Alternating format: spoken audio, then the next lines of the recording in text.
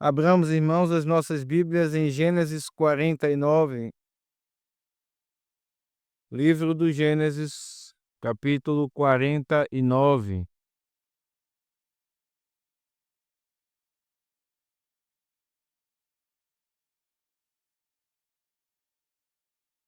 Eu farei a leitura dos versos 1 até o verso 28, mas, como eu disse na última ocasião, nós iremos expor parte dessa porção da palavra do Senhor aqui em Gênesis. Dessa vez nós iremos expor as bênçãos das tribos de Zebulon até aqui a tribo de Naftali e também a tribo de Judá. Diz assim então a santa palavra do nosso Deus. Peço que todos, inclusive as crianças, prestem atenção à maravilhosa bênção profética que Jacó dá aos seus filhos. Assim está escrito. Depois chamou Jacó a seus filhos e disse: Ajuntai-vos, e eu vos farei saber o que vos há de acontecer nos dias vindouros. Ajuntai-vos e ouvi, filho de Jacó. Ouvi a Israel, vosso pai.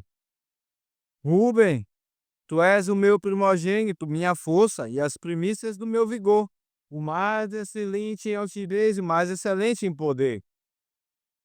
Impetuoso como a água, não serás o mais excelente. Porque subiste ao leito de teu pai e o profanaste, subiste à minha cama. Simeão e Levi são irmãos, as suas espadas são instrumentos de violência. No seu conselho não entra minha alma. Com seu agrupamento, minha glória não se ajunte, porque no seu furor mataram homens, e na sua vontade perversa já retaram todos. Maldito seja o seu furor, pois era forte, e a sua ira, pois era dura. Dividi-los-ei em Jacó e os espalharei em Israel. Judá, teus irmãos te louvarão. A tua mão estará sobre a cerviz de teus irmãos. Filhos de teu pai se inclinarão a ti. Os filhos de teu pai se inclinarão a ti. Judá é leãozinho, da presa subiste, filho meu. Encurva-se e deita-se como leão e como leoa. Quem o despertará? O cetro não se arredará de Judá, nem um bastão de entre seus pés, até que venha Siló, e a ele obedecerão os povos. Ele amarrará o seu jumentinho à vide, e o filho da sua jumenta à videira mais excelente. Lavará as suas vestes no vinho e a sua capa em sangue de uvas. Os seus olhos serão cintilantes de vinho e os dentes brancos de leite. Zebulon habitará na praia dos mares e servirá de portos de navios. E o seu limite se estenderá até Sidom. E Sacar é jumento de fortes ossos, de repouso entre os rebanhos de ovelhas. Viu que o repouso era bom e que a terra era deleitosa. Baixou os ombros à carga e sujeitou-se ao trabalho servil. Dan julgará o seu povo como uma das tribos de Israel. Dan será serpente junto ao caminho, uma víbora junto à vereda, que morde os talões do cavalo e faz cair o seu cavaleiro por detrás. A tua salvação espero, ó Senhor. Gade, uma guerrilha o acometerá, mas ele a acometerá por sua retaguarda. Azer, o seu pão será abundante, ele motivará delícias reais. Naftali, é uma gazela solta, ele profere palavras formosas. José é um ramo frutífero junto à fonte, seus galhos se estendem sobre o muro. Os flecheiros lhe dão amargura, atiram contra ele e o aborrecem. O seu arco, porém, O seu arco, porém, permanece firme, e os seus braços serão feitos ativos pelas mãos do poderoso de Jacó. Sim, pelo pastor e pela pedra de Israel, pelo Deus de teu pai, o qual te ajudará, e pelo Todo-Poderoso, o qual te abençoará com bênçãos dos altos céus, com bênçãos das profundezas, com bênçãos dos seios da madre. As bênçãos de teu pai excederão as bênçãos de meus pais, até o cimo dos montes eternos. Estejam elas sobre a cabeça de José e sobre o alto da cabeça do que foi distinguido entre seus irmãos. Benjamim é lobo que despedaça. Pela manhã devora a presa e à tarde reparte o despojo. São estas as 12 tribos de Israel. E isto é o que lhes falou seu pai, quando os abençoou. A cada um deles abençoou segundo a bênção que lhe cabia. Amém. Amados, vamos orar mais uma vez, pedindo que Deus nos abençoe nesse momento. Senhor, estamos diante desse texto tão cheio de profecias, texto cheio de revelação de pecados, de Jacó tratando seus filhos, texto muito mais ainda cheio de graça, de misericórdia. Ó Deus, pedimos que tu nos dê graça, para que assim como os filhos de Jacó receberam da boca de seu pai não só o tratamento quanto aos seus pecados, aqui neste exato texto que lemos, mas também ouviram, ó Deus, coisas grandiosas acerca da graça e especialmente quando falou-se de ajudar acerca do Salvador. Ó Senhor, abre os nossos olhos para que nós percebamos o que há de mais importante na vida. Que os nossos corações, ó Deus, estejam em Cristo, nele ouçamos a tua palavra, recebamos a palavra dele que vem do alto e possamos digeri-la, praticá-la, ó Deus, não sejamos ouvintes negligentes. Assim, ó Deus, nos abençoe para que não tomemos o teu nome em vão, aqui nesta manhã. Nós, teu povo, e nem mesmo aqueles que estão aqui, que porventura não sejam alcançados pela tua graça em Cristo Jesus. Salva, ó Deus, aqueles que estão sem Cristo, salva os nossos filhos, chama-os, ó Deus. Nós oramos assim, em nome de Jesus. Amém. Meus irmãos, nós vimos então na última ocasião, como eu mencionei, a primeira parte desse sermão.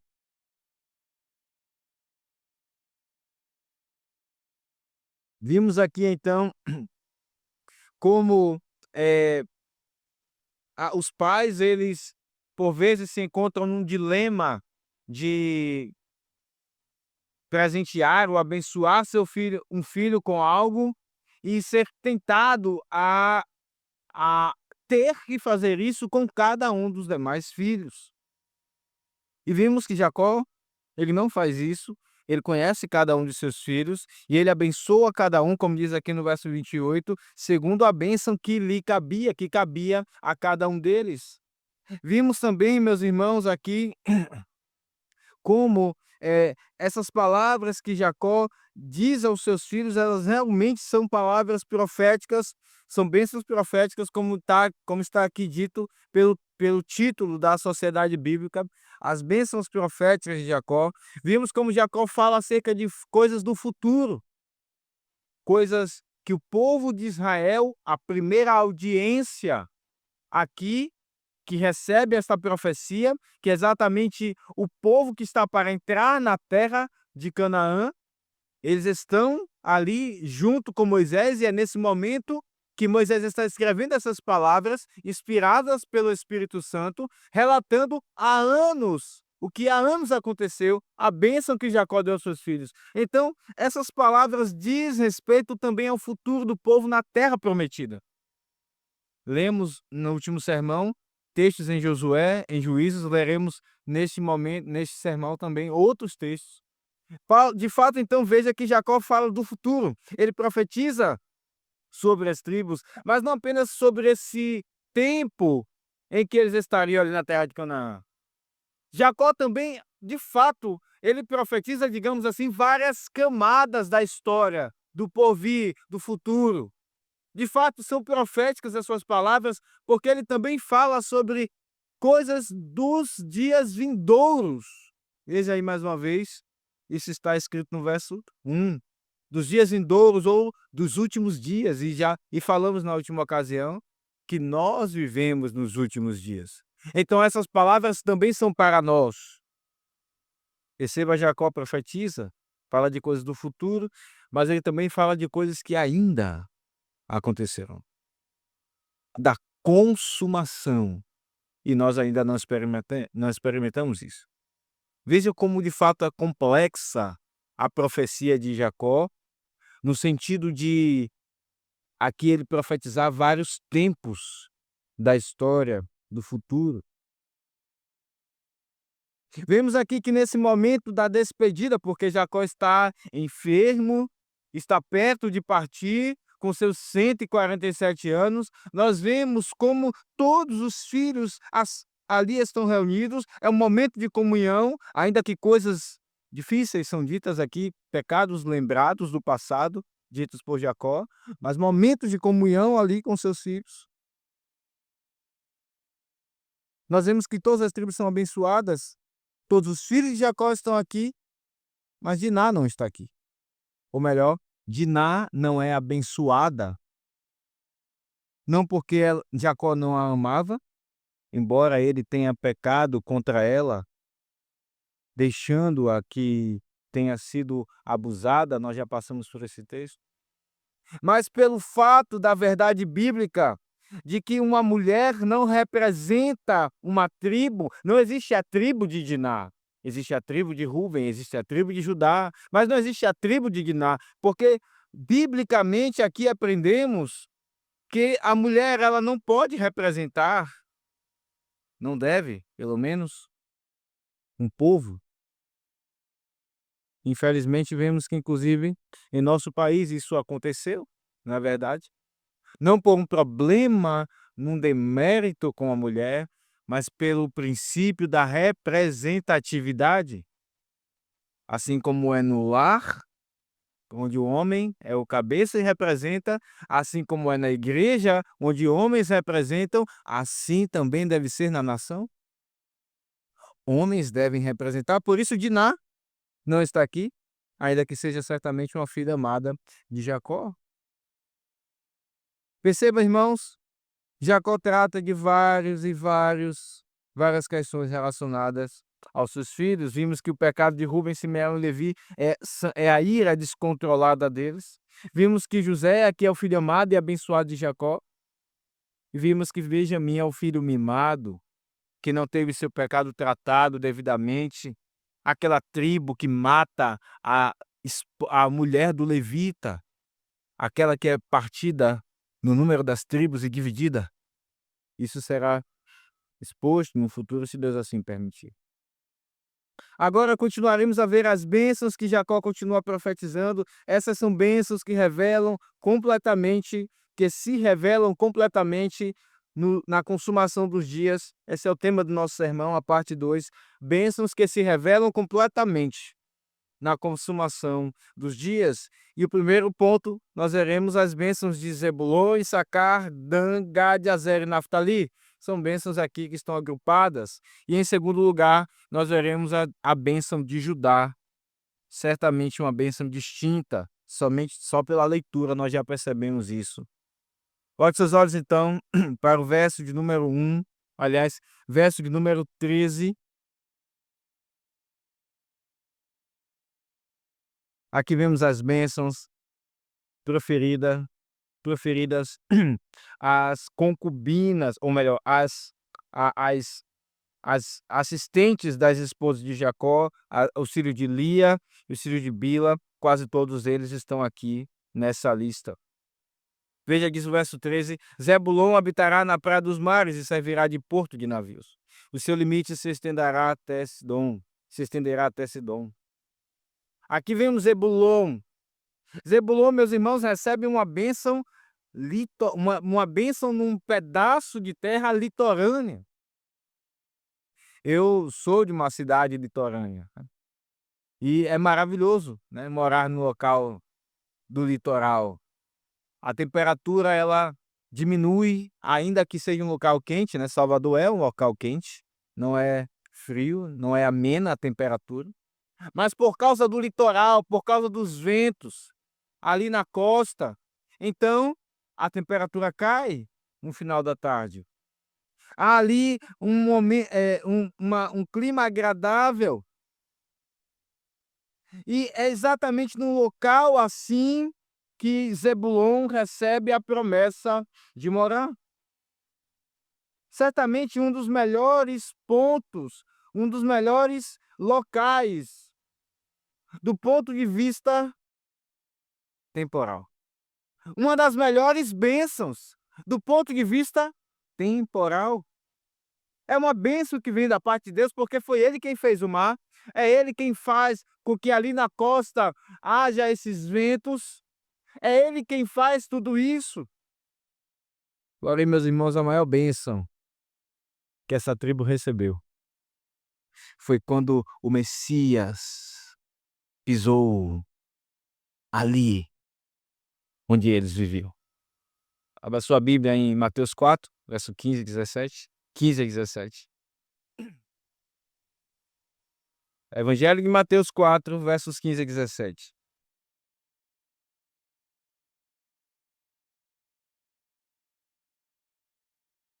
Diz assim, vou ler do 14, para que se cumprisse, verso 13. E deixando Nazaré, foi morar em Cafarnaum, situado à beira-mar, nos confins de Zebulon e Naftali, para que se cumprisse o que fora dito por intermédio do profeta Isaías: terra de Zebulon, terra de Naftali, caminho do mar, além do Jordão, Galileia dos gentios. O povo que jazia em trevas viu grande luz.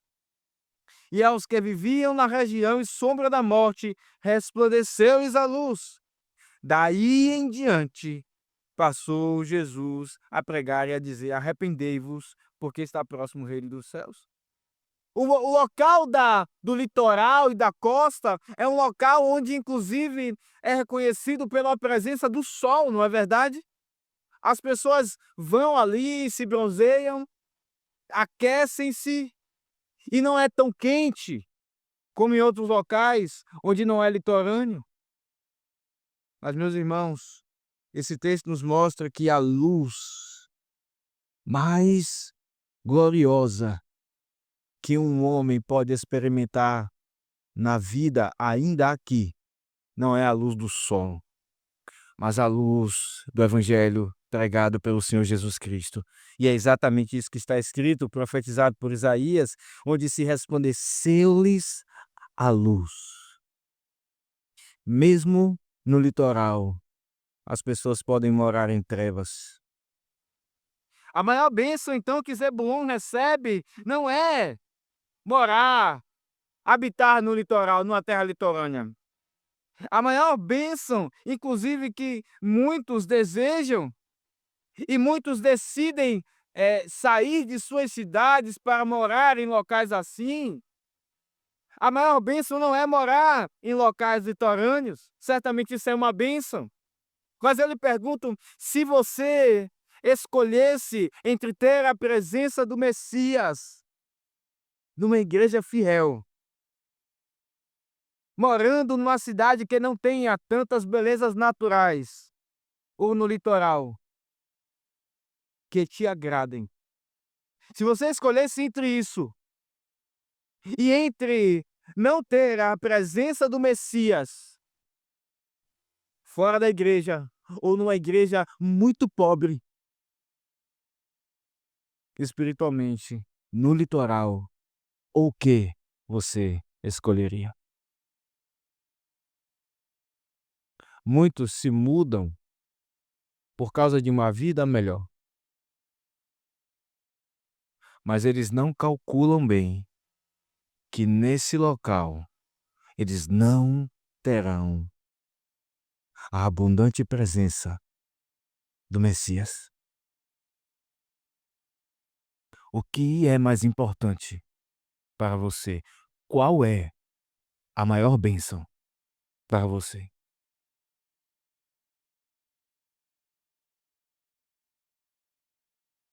Certamente, meus irmãos, é muito melhor morar num local onde não se tenha tantas belezas naturais,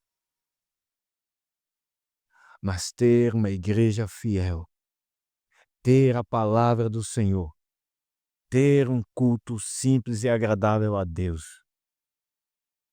E pela graça do Senhor, nós temos isso em nossa igreja. E infelizmente, há locais muitos desejados, muitos dos quais, inclusive hoje, em nosso país, tem existido um grande fluxo de pessoas indo para essas cidades ou essas regiões, locais onde não se tem igrejas fiéis. E muitos nem sequer, às vezes, pensam nisso. Ou pior ainda, mesmo sabendo, vão. Qual é a maior bênção que podemos receber do Senhor? Zebulon recebe uma bênção maravilhosa de habitar no litoral. Mas a maior bênção foi quando o Messias começou a pregar: está próximo o reino de Deus. O próprio Verbo encarnado esteve ali. Não há maior bênção do que essa. Verso 14. Issacar é jumento de fortes ossos, de repouso entre os rebanhos de ovelhas. Viu que o repouso era bom e que a terra era deliciosa. Baixou os ombros à carga e sujeitou-se ao trabalho servil. Issacar recebe terras prósperas. Veja, diz o texto que ele encontrou repouso entre as ovelhas e viu que esse repouso era bom e que a terra era deliciosa, a terra era aprazível, era um local gostoso de se morar. Era ali que Issacar vivia. Mas mostra o texto, irmãos, de Jacó, mais uma vez como um pai. Sabemos que ele teve as suas falhas, não tratando todos os pecados que deveria de seus filhos. Mas aqui vemos também que Jacó não era um filho que deixava tão à solto assim a sua casa. Jacó, como um pai, trata aqui os pecados de seus filhos e já profetiza acerca de um pecado da tribo de Issacar, onde ele ali vê que o repouso, a terra era deliciosa, era aprazível, era gostosa de se morar, então ele se submete a um trabalho servil.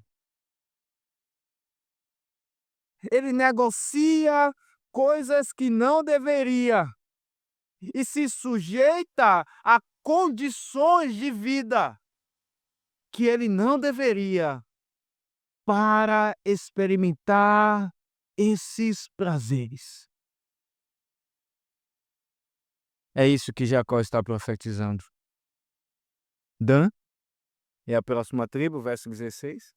Julgará o seu povo como uma das tribos de Israel. Dan é serpente, será serpente junto ao caminho, uma víbora junto à vereda, que morde os talões do cavalo e faz cair o seu cavaleiro por detrás.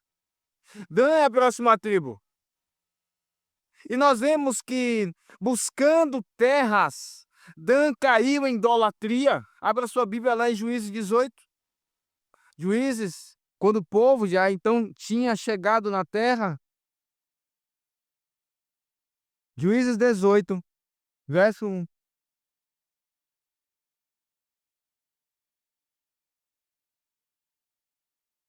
Tá. Veja, Juízes 18, verso de número 1. Naqueles dias não havia rei em Israel. E a tribo dos danitas buscava para si herança em que habitar, porquanto até aquele dia entre as tribos de Israel não lhe havia caído por sorte a herança. Veja agora versos 30 e 31. Os filhos de Dan levantaram para si aquela imagem de escultura, e Jonatas, filho de Gerson, o filho de Manassés, ele e seus filhos foram sacerdotes da tribo dos danitas até ao dia do cativeiro do povo. Assim, pois, a imagem de escultura feita por Mica estabeleceram para si todos os dias que a casa de Deus esteve em Siló, buscando terras, uma vez que ainda não haviam recebido parte, como lemos aqui no texto. A tribo de Dan chega até a casa de Mica. E vocês, ou alguma parte aqui, sabe a história. Aquele homem que estimulou ali um sacerdote, contratou, assediando-o com sustento, aquele sacerdote em sua casa. E então ali se adora um ídolo na casa de Mica. Mas perceba, maior pecado do que Mica cometeu a tribo de Dan. Porque a idolatria, que era pecado de uma casa, passou a ser pecado de uma tribo. Diz o verso de número 31, que eles estabeleceram, assim, pois, a imagem de escultura feita por Mica estabeleceram para si todos os dias da casa de Deus. Todos os dias que a casa de Deus esteve em Siló, buscando terras, buscando uma vida melhor, uma habitação melhor. Dan se entregou à idolatria. Mas, meus irmãos, aqui nós sabemos que de fato são bênçãos. Embora essas palavras de Jacó elas sejam sinceras, ele não tenha milindres para tratar os pecados de seus filhos, aqui de fato são as bênçãos proféticas de Jacó. E talvez você se pergunte, o que há de bênção nisso?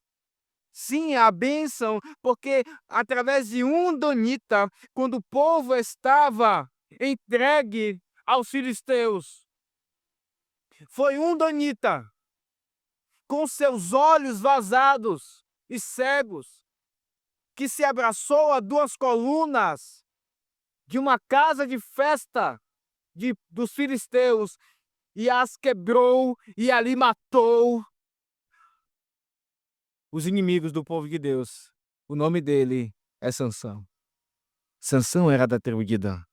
Você pode ver depois em Juízes 16, uma história muito conhecida. E exatamente como com um golpe inesperado, como uma víbora, a tribo de Dan aqui é comparada com uma víbora.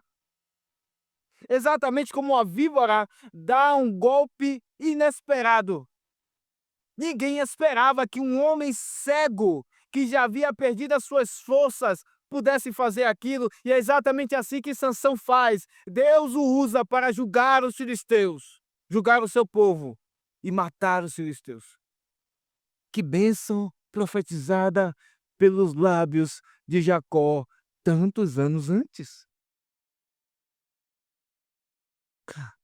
Dan aqui não é comparada com uma serpente apenas por causa da sua idolatria, mas também por causa do rápido juízo que Deus opera através de Sansão, muitos anos depois do que Jacó profetiza.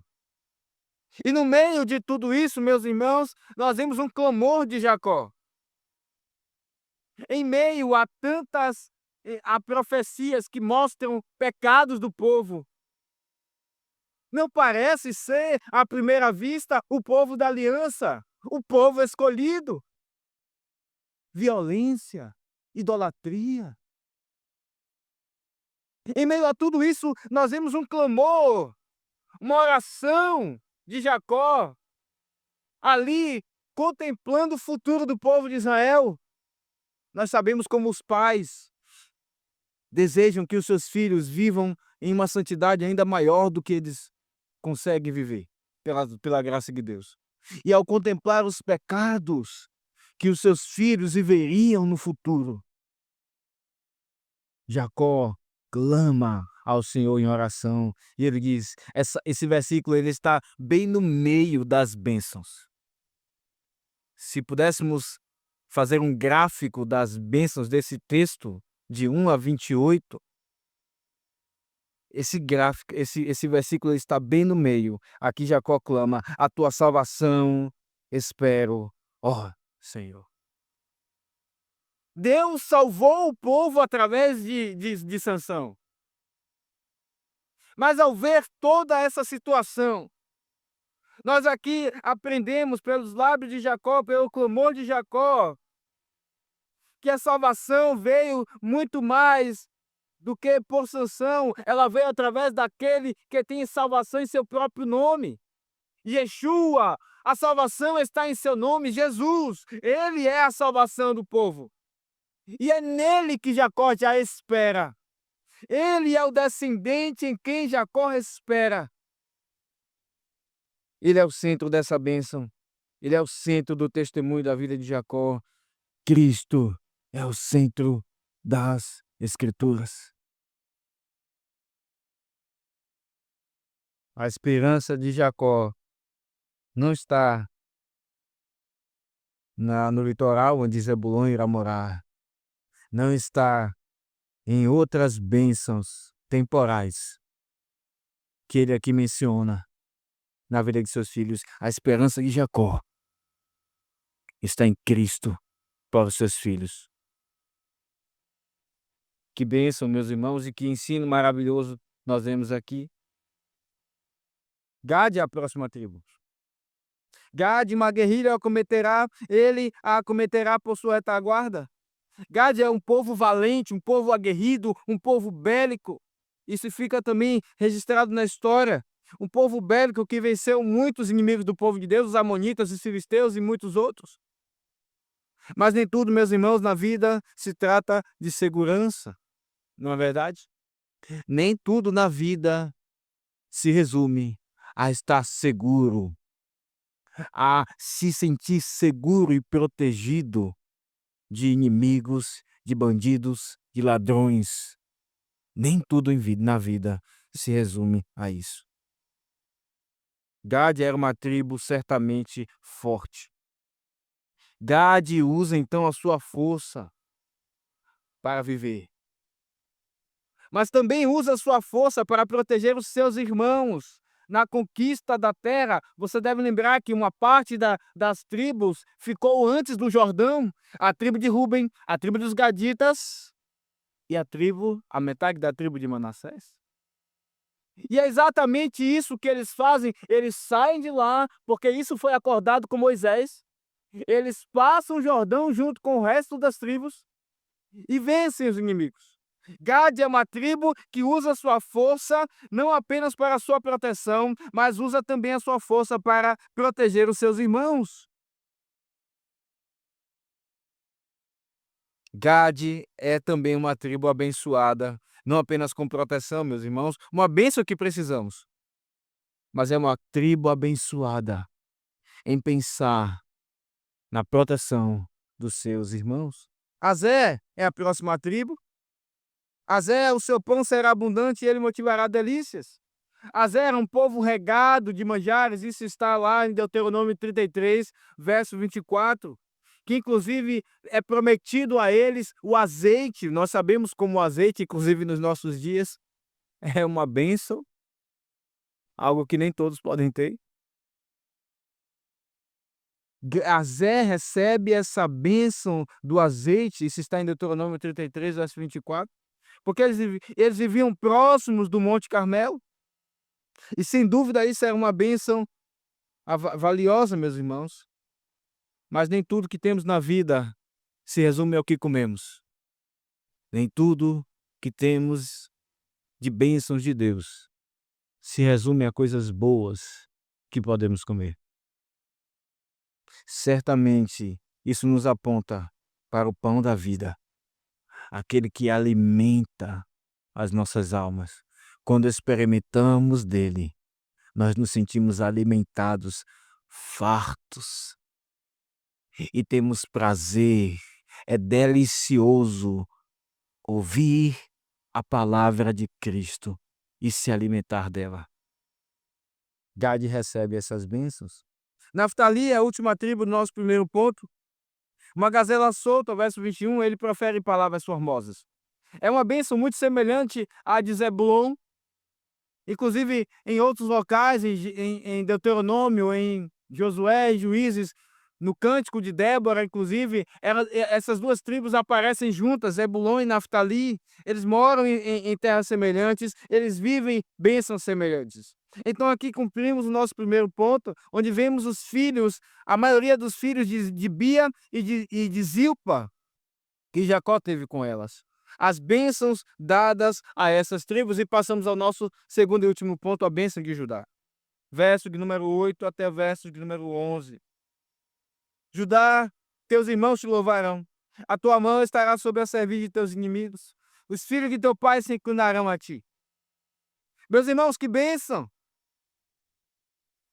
O próprio nome de Judá já mostra a bênção que ele recebe, porque é exatamente isso que significa Judá, louvor. Judá significa louvor.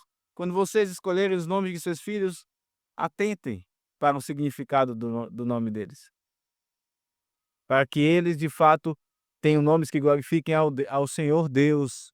Há nomes como Íris e outros que glorificam a ídolos. Mas Judá significa louvor, e louvor ao Deus da aliança. Judá, teus irmãos te louvarão. A tua mão estará sobre a cerviz de teus inimigos. Vencerá, não meramente inimigos, mas nós sabemos que Judá profetiza, é a profecia acerca do filho de maior preeminência de Jacó, porque dele viria o descendente.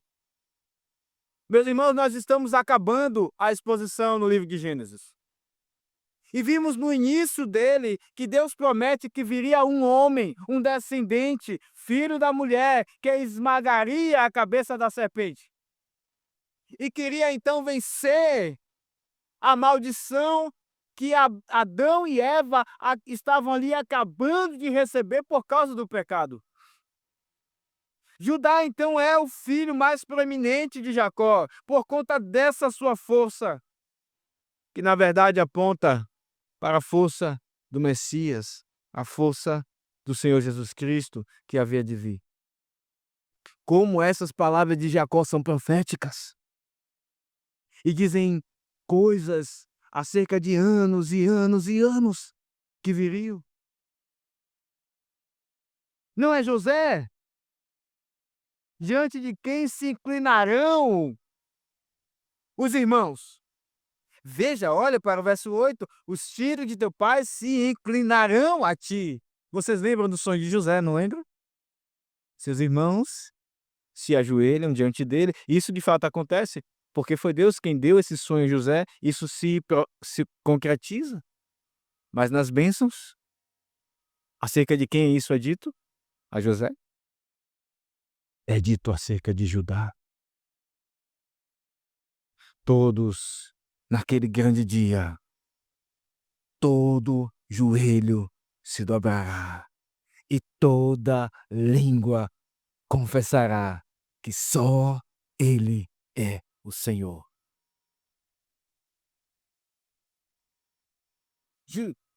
Acerca de Judá ainda é dito no verso de número 9, ele é leãozinho da presa subiste, filho meu.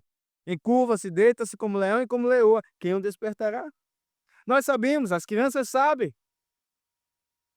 Quem é o rei da floresta?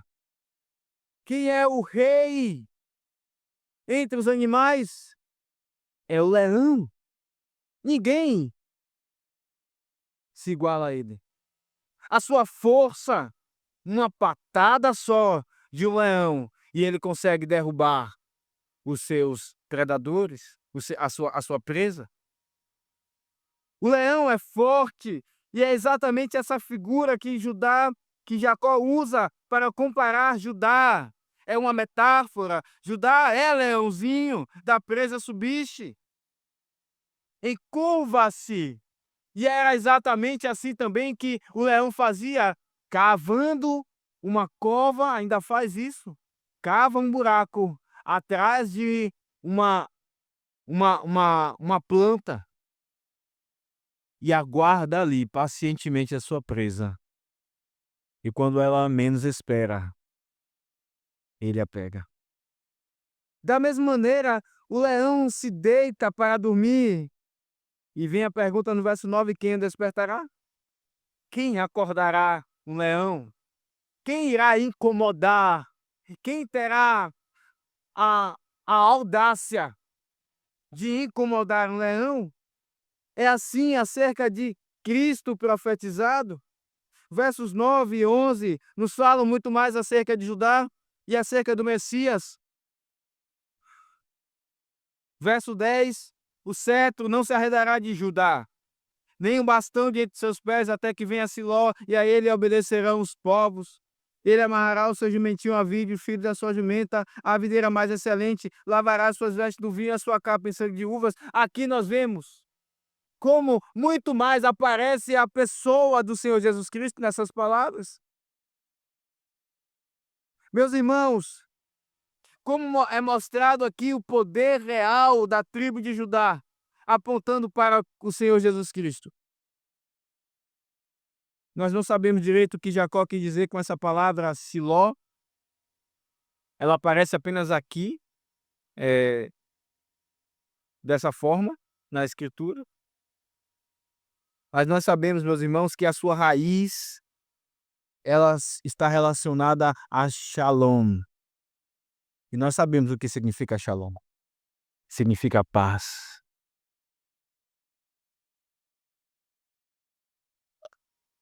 O cetro não se arredará de Judá. Aqui mostra a realeza do Senhor Jesus Cristo. Ele é o rei. Ele não é apenas o nosso profeta, o nosso sacerdote, ele também é o nosso rei. Até e o bastão não se afastará, não arredará diante de seus pés, até que venha Siló. Nós sabemos que Deus disse a Davi que quando viesse o seu filho, virão tempos de paz para o povo. E de fato houve isso. Salomão terminou de construir os muros. Houve paz, anos de paz nos dias de Salomão. Mas nós sabemos que isso tudo caiu. Salomão pecou. Os inimigos vieram, entraram na cidade, destruíram, mataram muitos do povo, abriram a barriga de mulheres grávidas. A paz com Salomão foi limitada, mas então veio o filho de Davi, o prometido da descendência. E é exatamente nele que nós temos paz, que nunca acaba.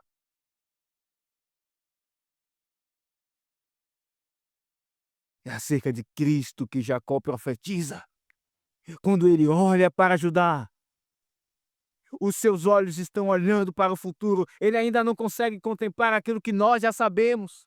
Da mesma, com todos os detalhes e curvas que nós conseguimos enxergar. Porque já vivemos nesses dias, mas Jacó já consegue contemplar acerca da pessoa do Salvador de forma tão detalhada. Que profecia nos lábios de Jacó!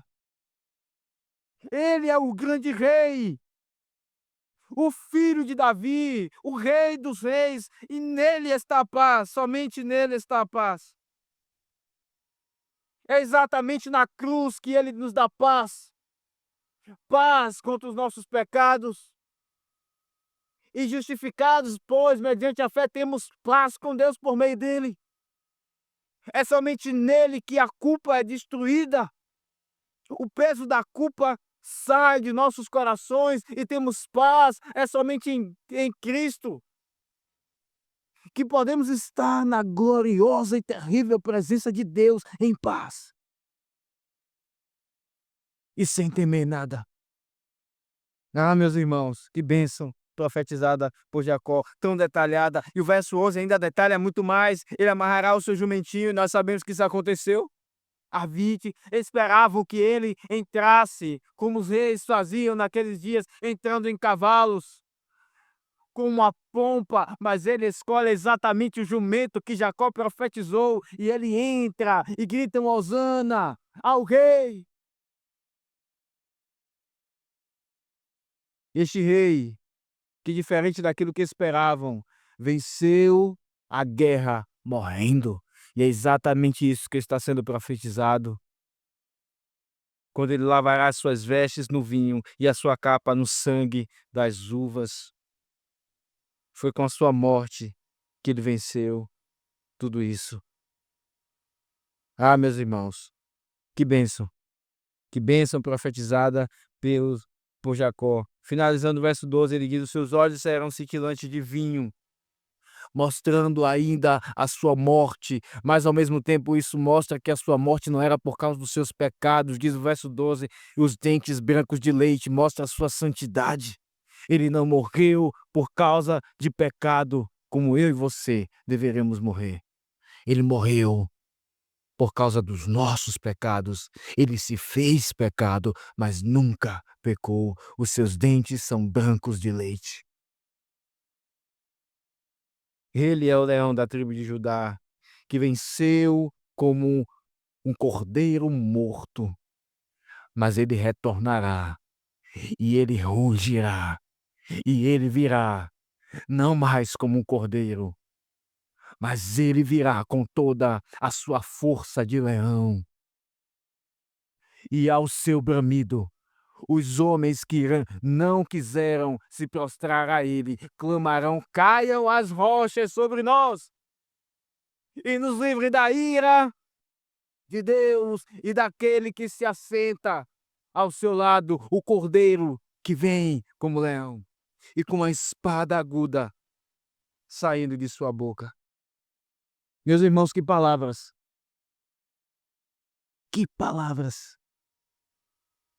tão detalhadas acerca de coisas tão futuras, tão distantes ainda.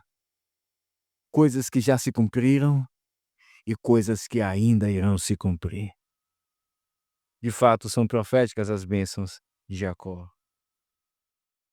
Eu finalizo antes da aplicação com o texto de Zacarias 9, eu peço que você abra a sua Bíblia lá. Zacarias capítulo 9.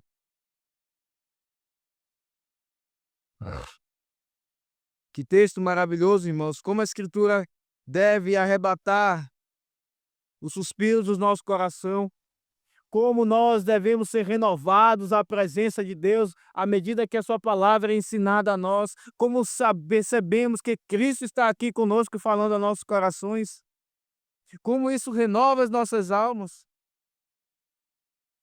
Zacarias 9, lemos, eu lerei apenas os versos 9 e 10, alegra-te muito, ó filha de Sião, exulta, ó filha de Jerusalém, eis aí vem o teu rei, justo e salvador, humilde, montado em jumento, no jumentinho, cria de jumenta. Destruirei os carros de Efraim, e os cavalos de Jerusalém, e o arco de guerra será destruído. Ele anunciará paz às nações, e o seu domínio se estenderá de mar a mar, e desde Eufrates até as extremidades da terra. Ah, essas também são palavras de profecia. Uma das últimas no Antigo Testamento. Palavra de destruição das armas de guerra do povo.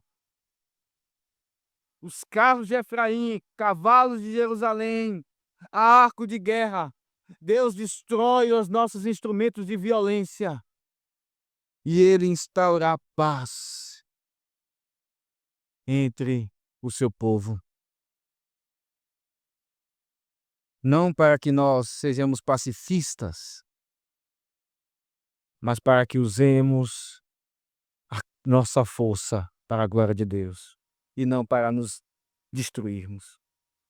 Final do verso 10 diz algo muito maravilhoso. Ele anunciará a paz às nações, o seu domínio se estende de mar a mar e desde Eufrates até as extremidades da terra. Vocês lembram quais os rios que são citados em Gênesis no capítulo de número 1 ou 2, se não me falha a memória? São 4 rios. E um deles é exatamente o rio Eufrates. Que grande profecia temos aqui, irmãos. Zacarias nos faz voltar a Gênesis para dizer que Cristo irá governar toda a criação de mar a mar, desde o Eufrates. E vemos que inclusive há rio em Apocalipse. Todo o universo pertence a Ele. Ele é o rei perfeito, ele é o rei humilde, ele é o rei que destrói as nossas ferramentas de guerra, ele é o rei que anuncia a paz entre nós e Deus, entre os nossos irmãos, ele é o rei que domina desde o Eufrates, o antigo Éden, até os confins da terra, como ele disse que chegaria a sua palavra. Por isso Judá é o mais importante, irmãos, não José. Eu quero terminar com algumas aplicações. A primeira delas é aquilo que vemos aqui em Issacar.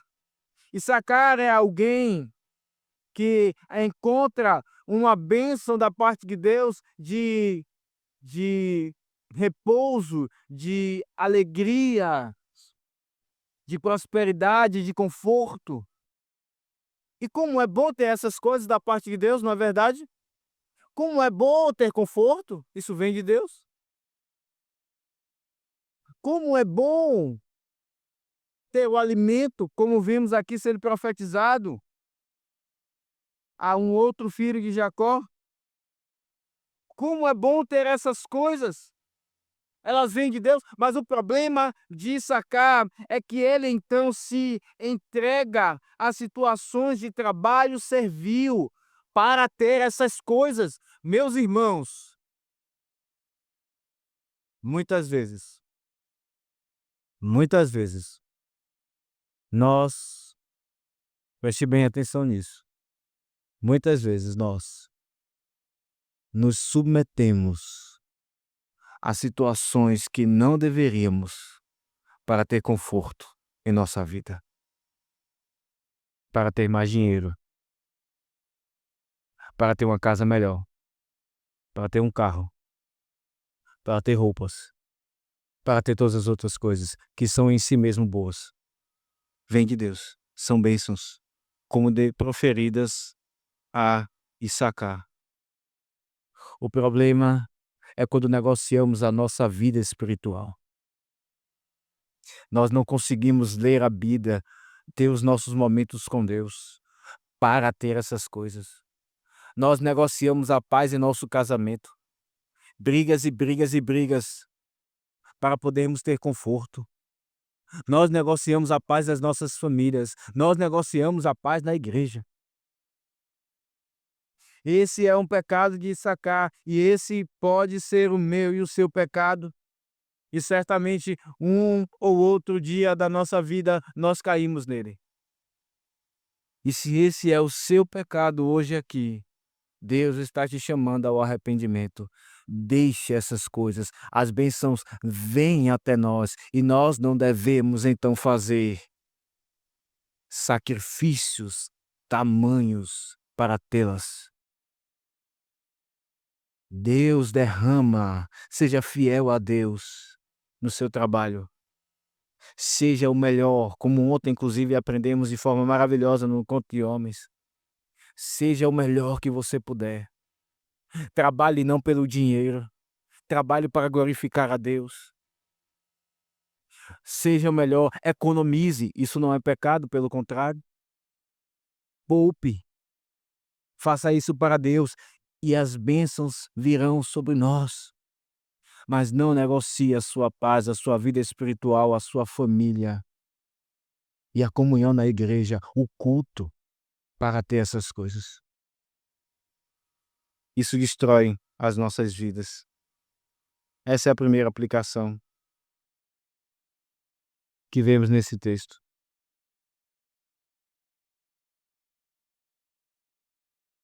A segunda aplicação, irmãos, que vemos aqui é como a força de Dan, ou melhor, a força de Gade é usada para proteger os seus irmãos, e eis um grande ensino para os pais e também para os filhos. Pais, nós devemos canalizar, não estancar a força dos nossos filhos. Nós nascemos, inclusive os rapazes, nascemos com força. Especificamente os rapazes, eles nascem mais brutos, digamos assim, do que as meninas. Isso é de Deus. Isso é necessário. O homem não pode ser mole, chorar por qualquer coisa. Ele tem que aguentar o tranco. Não fique acudindo o seu filho a cada queda que ele leve. Ele tem que suportar essas coisas. A menina não. Ela precisa ser forte também. Mas ela diz a palavra de Deus, ela, quando casar, e já agora, ela é o vaso frágil. Ela é mais frágil. Isso não é demérito, irmãos, para as mulheres. Isso é apenas a múltipla sabedoria de Deus. Graças a Deus, não existem só homens ou só mulheres no mundo. A questão, muitas vezes, é que nós pais não sabemos lidar com a força dos nossos filhos. Ou nós vamos para o extremo de estancar a força deles e nós o fazemos tímidos e covardes, ou nós não tratamos a violência pecaminosa deles e nós deixamos que eles batam nos seus amiguinhos, nos seus colegas, nos irmãos, até mesmo às vezes em nós, e tudo está bem. Não disciplinamos por causa disso, com a palavra e com a vara, como a Escritura nos ensina. Gade usa a sua força, que era de fato aguerrido, para proteger os seus irmãos e entrar na terra e vencer os inimigos, como esse texto nos ensina. Devemos ensinar os nossos filhos acerca disso, meus irmãos. Em último lugar, onde está a sua esperança, você que está aqui nesta manhã e não está entregue a Cristo? Nós vivemos dias que esperamos governo melhor, não é verdade? É possível que Deus nos dê um governo melhor. Talvez não, talvez sim. Deus o sabe. Mas onde está a sua esperança?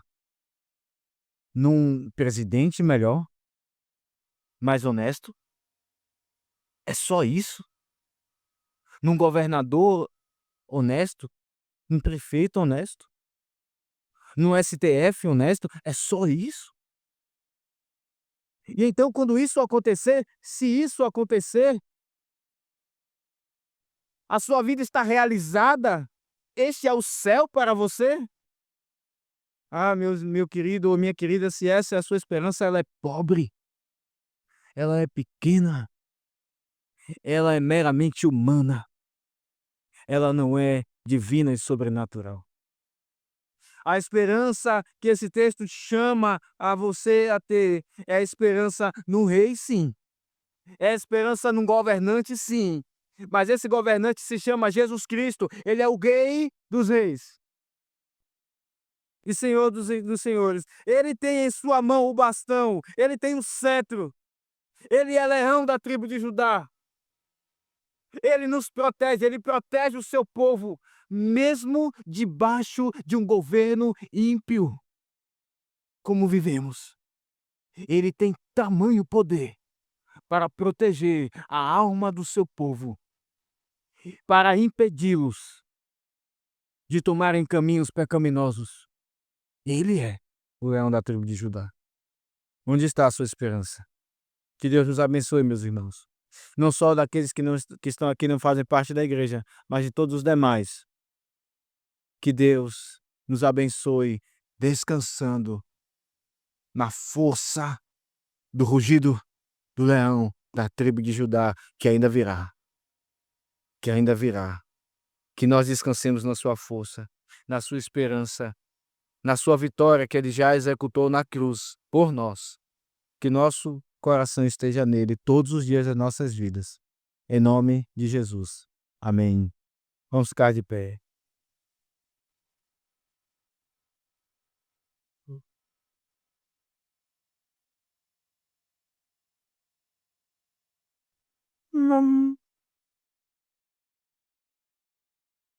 Ó Deus, Te bendizemos, Pai, pela palavra maravilhosa do Senhor que renova as nossas almas. Senhor, como é bom experimentar de delícias nessa vida, delícias temporais, elas vêm de Ti. Mas ajuda-nos, ó Deus, a separá-las daquilo que é eterno. É uma linha muito tênue. E como o nosso coração ainda é descompensado por causa do pecado, tendemos, ó Deus, ou para um lado de focar apenas naquilo que é temporal, ou para um lado de pensar apenas naquilo que é eterno e esquecermos do temporal. Ambos são pecado. Ó Deus, pelo teu evangelho tempera os nossos corações, pelo teu evangelho contrabalanceia os nossos corações, regula a balança dos nossos corações, Senhor, em nome de Jesus, santifica o teu povo e ajuda-nos a pôr os nossos olhos na eternidade e os pés no chão. Em nome de Jesus oramos. Salva aqueles que aqui estão, ó Deus, sem Cristo Jesus, que não fazem parte do teu povo. Em nome de Jesus oramos. Amém.